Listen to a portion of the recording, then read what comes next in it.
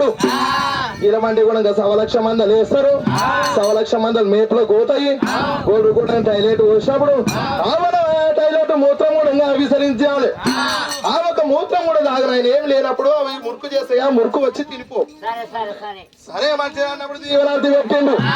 ఆ గురుడి మీద తల్లిపల్లి గొర్రెని తీసుకొని వచ్చిండు.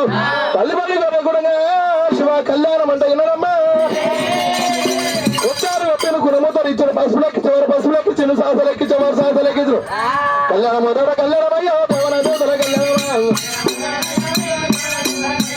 కళ్యాణం మొదట కళ్యాణం అయ్యో తల్లిపల్లి గొర్రె కళ్యాణం కళ్యాణం మొదట కళ్యాణం అయ్యో పవన కళ్యాణం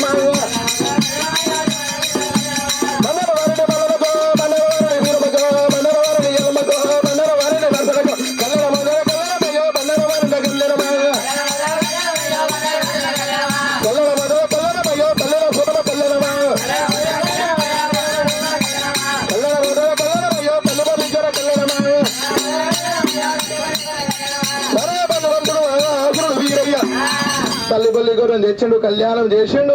ఉదయని పట్టణమే రామ రామ